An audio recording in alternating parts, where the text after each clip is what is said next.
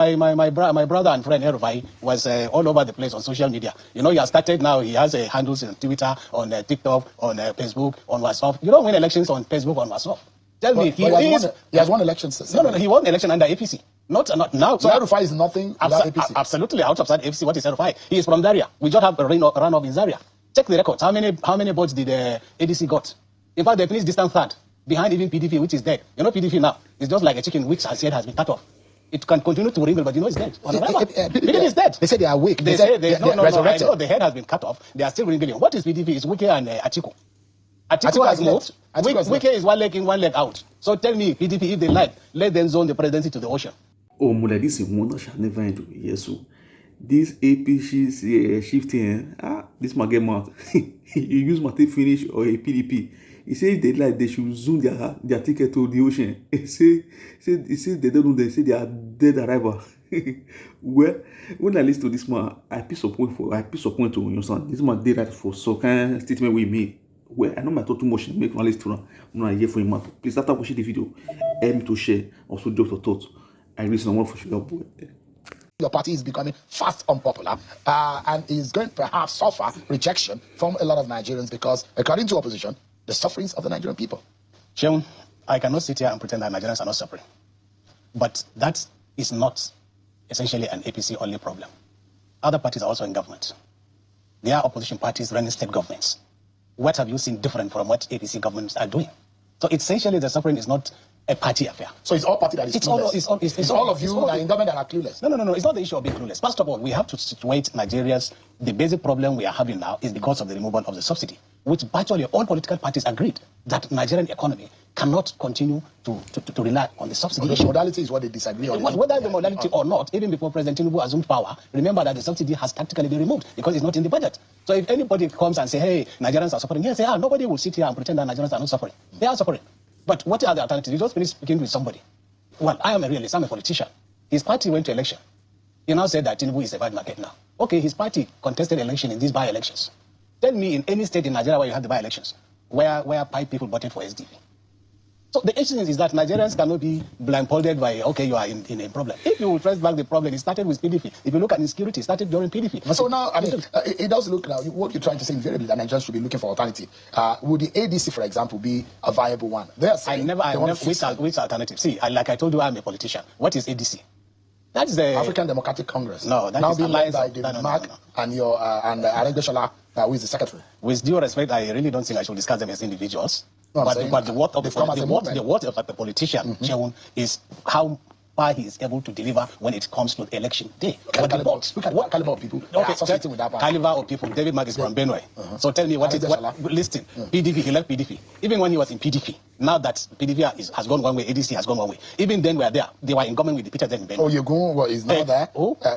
Chief John Oyegun. Rotimi Amechi. Okay, that's why I say when you now begin to look at them as individuals, X this, X that, come down to the nitty-gritties. We don't have by-elections in Kaduna. And my brother and friend Erufai was all over the place on social media. You know, he has started now. He has handles on Twitter, on TikTok, on Facebook, on WhatsApp. You don't win elections on Facebook, on WhatsApp. Tell me, he has won elections. No, he won election under APC. Not now. So Erufai is nothing without APC. Absolutely out of that APC. What is Erufai? He is from Zaria. We just have a runoff in Zaria. Check the records. How many votes did ADC got? In fact, they finished distant third behind even PDP, which is dead. You know, PDP now is just like a chicken which has been cut off. It can continue to wrinkle, but you know it's dead. PDP is dead. They say they are weak. They say they're resurrected. The head has been cut off. They are still wrinkling. What is PDP? It's Wike and Atiku. Atiku has moved. Wike is one leg in, one leg out. So tell me, PDP, if they like, let them zone the presidency to the ocean, not to the south. They will never win. Well, I mean, you're talking like this. You're a politician from Kano. Yes. Well, in Kano, your party was beaten blue-black. Never.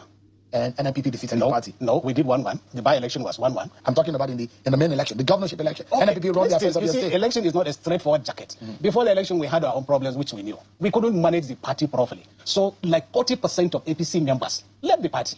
Senator Kau left. Honorable Kabiru left. Honorable Rogo left. Honorable Dala left. They all left. And because Kwankwaso saw they are popular, he gave them ticket. Today, they are in the National Assembly as senators or House of Representatives members. They have all come back to APC. Shall let me tell you. In the political history of Kano State, no sitting governor has ever lost a by-election, except this NNPP. You know, I've been in the system for quite a while, since PRP days. When Kabiru Gaya because of the problem we had in SDP, because Kingibe didn't manage the primaries. So a lot of us voted for Kabiruga out of anti-party. But when he became the governor, we had by-elections. Because he was the governor, he won all the by-elections in Albosu, in Kabo, and in Sanyawa, and in Minjibur. Because a sitting governor will make sure he mobilizes everybody to go for where so you what are you trying to infer? What are you inferring? I will finish. That you had one, you won one. Yes. And which the NPP said that you untwisted. You use every power of the state to be able to untwist that. Listen, whatever happened, I even had the Buba Galadima. Unfortunately, like I said, I don't want to discuss personalities. But, because if you look at NNPP and all the actors, virtually we are from the same political cycle. It pains me that they cannot get anybody who can come even to speak for them. They have to go and import somebody. Is Buba Galadima a Kano man? Is he from Kano State? You assume he's from Kano. Buba is from Yobe State and he has never, ever won an election even for a councillorship in his state. When did even Buba came to Kano? Buba came when he ported from Buhari 2015 because he supported Buhari 2003, supported him 2007, and assumed that because he has been losing up to 2011, he's not going to win. So he now ported from Buhari and became the campaign director of Kwankwaso. That was when we went for the primaries in Lagos. And that was the only time that Buba came to Kano. So Buba should now come and begin to talk about Kano politics. As if, why can't he talk about Yobe politics? It's like me now. I should come and start talking about Imo politics. And said, yes, because when I was national treasurer, I played a part in making sure that Hope Ozoduma won his election. Now he's doing fantastic. Yeah, because it's glad in my heart that he has increased the minimum wage to 104,000. How I wished that a progressive state like Kano, that is one state that should endorse that. Give me a moment. We need to go on another break. Yeah. But when we come back, you are saying there is a possibility that your party still has some chances and is still popular. There are those who will say, well, there are talks about Kwankwaso coming into the APC. That has been stopped. Kwankwaso had taken it at this government. That this government is not doing the right thing. Look at the roads and look at how deteriorating those roads are. Those are some of the words of Rabi Kwankwaso. But we'll be right back after this break. Don't go anywhere. All right, thank you so much, everyone. Our closing moments now with Honorable Fanda Ademo, who is a former national treasurer of the APC. In all of this, you see what is happening. Why are some of you opposing a return of Kwankwaso to the APC? Well, certainly I am not part of those who are opposing him. Why should I oppose him? Does it pose any threat? Not at all. That's what I'm saying. Why should we? Political parties are, you come, you go. It's just like they say the barracks mates. There are those who say that it's going to be an advantage. How? And a positive. How? And a benefit for your party. No, of course. See, the bot of Aliko Dangote and the bot of the man who sued the script, they carry the same weight on election day.